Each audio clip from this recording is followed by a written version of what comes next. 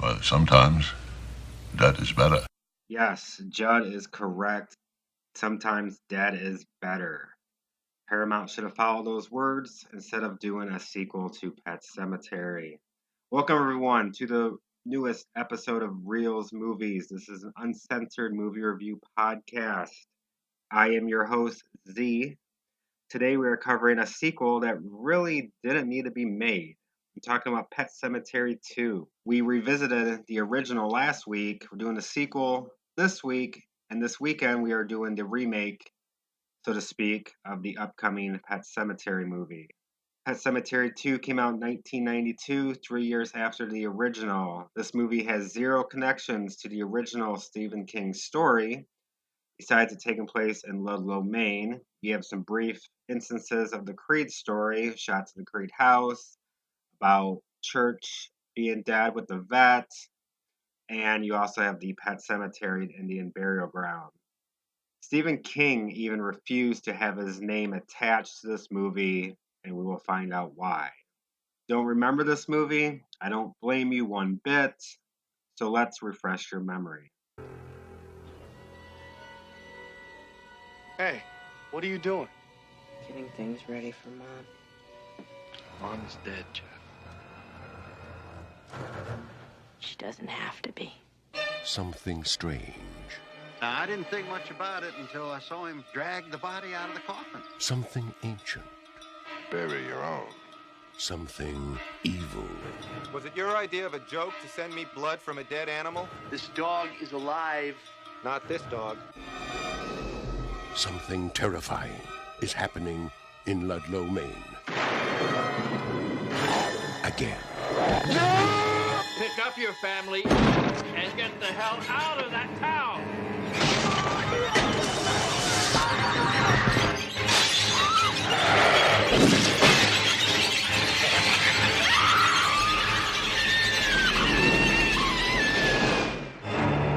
Pet Sematary 2.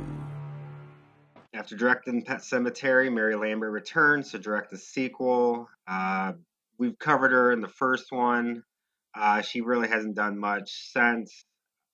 After this, she went on to direct The In Crowd back in 2000 and Disney TV movie Halloween Town 2. Surprisingly, Pet Sematary 2 actually has some bigger names compared to the original. Edward Furlong as Jeff Matthews. This is a year removed from Terminator 2. After this, after a few years, he went on to star in American History X and Detroit Rock City.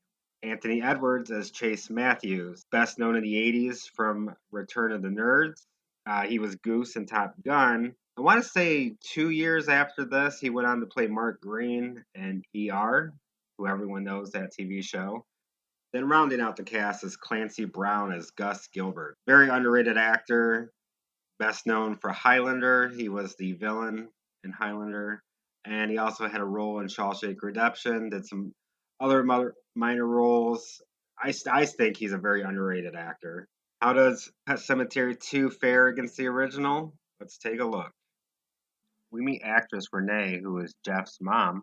Jeff's whiny ass is hoping that his parents get back together. Renee goes to reshoot a scene when an on-site accident happens, and Renee is electrocuted while kneeling in a puddle of water. She's holding bars, and she gets electrocuted to death, and Jeff screams in his pre-puberty voice. At the funeral, back in Ludlow, Maine, which is Renee's hometown, see Jeff and his father Chase grieving. Reporters keep taking pictures. The movie is really, really saying that she is like seriously the best actress in Hollywood. Chase and Jeff are moving into their new house. They meet their new housekeeper, Marjorie, who looks like Renee a little bit, and she is a massive fan of hers. You know, Fox falls from the stairs, and she gets all excited. This is what you wore at the Emmys, isn't it? Hey, don't touch his stuff. Jeff quickly takes it away from her. You really forget her quickly in this movie. She's barely used and probably one of the most useless characters ever. We visit the animal hospital where Chase is taken over. They check it out. Jeff finds a box of kittens in the back. Gus and his stepson Drew show up, and we meet Drew's dog Zowie. Gus kind of brags to Jeff that he used to date his mom. Yeah, your mother and I used to be sweethearts. Really? Prom, homecoming, whole 9 yards. Very uncomfortable scene, since her funeral was obviously within the past day or two. Jeff goes to school and he stupidly brings the kitten with him. Then we meet school bully Clyde, who kind of takes a liking to Jeff, so to speak, kind of wants to bully him. He takes the kitten away from him, and then we have a little chase scene on bikes. They pass the old Creed house to the Pet Sematary. Clyde tells him about the Pet Sematary a little bit. They get into a fight after Jeff punches Clyde, and then Jeff goes down to the cemetery and retrieves the kitten from a locked cage. We see Gus getting a little too excited watching his rabbits humping. Drew interrupts his mom, Amanda, and Gus get a little PDA. They have a little dinner. You see little Gus's hard on Drew. I thought we were going to tone down on your flabby ass. Later, Gus has sex with Amanda, then he gives up on it after he hears Zowie attack his rabbits. Gus goes outside and chases Zowie off and shoots him as he runs away right in front of Jeff. Come on, Amanda. Stop looking at me like that. After the argument between Gus and Amanda, Drew goes out looking for Zowie, finds him up against a tree, and stays with him while he dies. Drew and Jeff go bury Zowie. Drew says he wants to bury him past the Pet Cemetery on the Indian burial grounds. Drew tells him about the powers. Jeff doesn't believe him. I know your dog died, but get a grip, man. You're freaking me out. Drew is determined to do it, and he knows he has to bury his own. We get some great aerial shots of the Indian burial ground, showing that production value. Gus picks Drew up and asks him where he's been. Drew says he was burying the dog. Later that night, Amanda hears bells around the rabbit cage ringing, and she goes outside.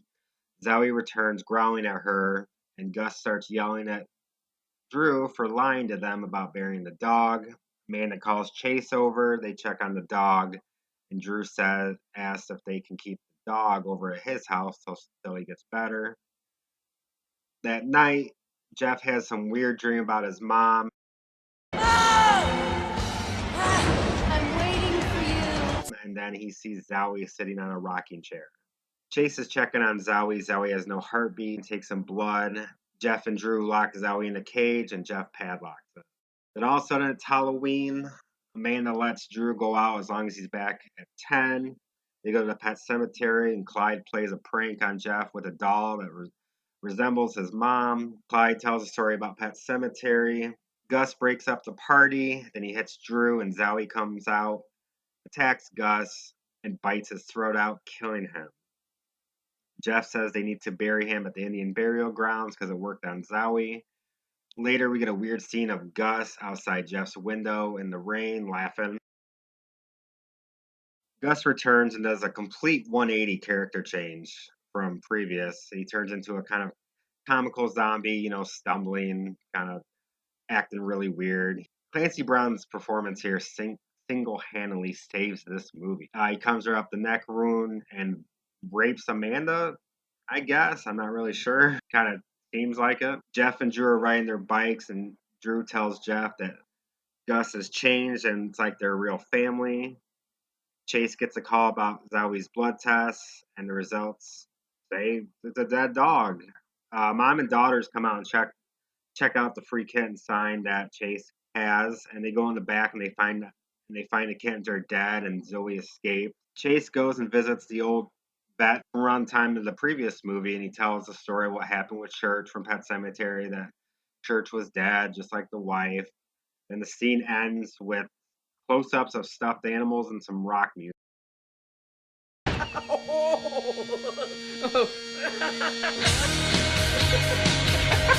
Gus is cutting up his rabbits while Drew and Jeff sit there watching weirdly. Gus and the boys have fun at the dinner table. Gus showing the food in his mouth, everyone laughing. Everyone having a good time.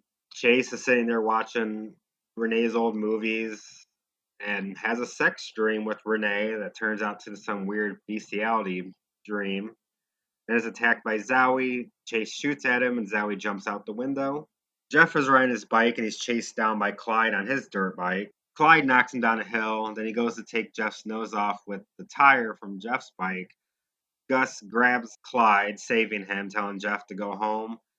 Gus starts scaring Clyde with the dirt bike tire, but Clyde's scarf gets caught up and Clyde gets killed by his face being rammed into the tire. Very creative kill here. Gus looks up and he sees that Drew witnessed this and chases him back home. Drew gets a gun, points it at Gus, pulls the trigger, but Gus had the bullets and Gus teases him with it. Zowie chases Drew upstairs. Drew slams the door right at the right time before Zowie breaks in. Drew goes out the window right when his mom gets home. Gus jumps on the window very comically, scaring them off. Amanda and Drew drive off and Gus chases them down. You get some fun moments with Gus in the car on the sides. I love Clancy Brown here because he's having a great time. Gus rams him off the road and Amanda runs headfirst into an oncoming potato truck and kills them. Chase goes upstairs to the attic and Jeff playing with his mom's clothes. Getting things ready for Mom. Acting really weird. Jeff says his mom is coming home and tells him about the Indian burial ground. There's this place in the woods. If you bury something there, it comes back to you. Jeff gets a phone call from the cemetery caretaker and tells him that his wife's grave was dug up. The body is missing. Chase goes, checks it out, and we find out that Gus dug up the body and took it. Obviously, the caretaker didn't question it. Jeff goes to the Indian burial ground, and Gus there holding the body. You bury your own. Exchange some weird smiles with each other. Chase goes to Gus's house and is attacked by Zowie in his van. Chase shoots him. Chase goes inside and sees the extreme home makeover that Gus has done with the house. Gus is in the kitchen with power tools. You see a bunch of dead rabbits. Zowie is finally dead. Chase shoots Gus, and Gus no-sells it. After a little fight, Gus takes a drill. No brain, no pain. Chase is finally able to shoot Gus in the head, and Gus does some comedy-style death acting. Marjorie's upstairs in the attic pretending to be Renee. Renee shows up and kills Marjorie off screen. Jeff sits in the rocking chair, hears her death, and goes up to the attic, sees his mom, does this creepy smile, and his mom says they will be together again. Chase returns home and finds Marjorie dead on the bed, and he sees Renee and Jeff. Renee says they can work things out, but Chase doesn't want anything to do with that. Renee tells Jeff to go downstairs while they talk. While he goes to the door, Clyde is there, and he attacks Jeff. Renee sits there laughing. After some dirty fighting with the two, Renee sets a fire, to increase the stakes. Clyde attacks Jeff with an axe. Jeff dodges a swing, and Clyde cuts some electrical cables. Jeff grabs one of the cables and shoves it in Clyde's mouth, blowing his head up and finally killing Clyde. Jeff goes, checks on his dad. Renee is standing on the bed, fire everywhere. She's melting. Jeff uses the axe to cut down the door. Jeff and Chase leave while Renee stays on the bed, calling for Jeff, and then she melts into a skeleton. Chase and Jeff lock up the animal hospital. Jeff's kitten is still alive. Chase drives off, and we get this weird remembrance of the characters that died. I didn't expect to see that at the end. So my final grade for Pet Sematary 2 is a D-. This is one of those movies that you'll regret watching, or possibly even forget that you watched it after some time, like I did. The single best part of the movie is Clancy Brown after he returns from the dead. He hammed it up to the max and very enjoyable, very funny as the dead zombie Gus. This honestly is an unnecessary sequel that just adds on to a story that didn't need a continuance. It's fairly obvious why Stephen King wanted nothing to do with this movie. After having a breakout movie with Terminator 2, Edward Furlong not only takes a step down, he falls down the stairs with his acting.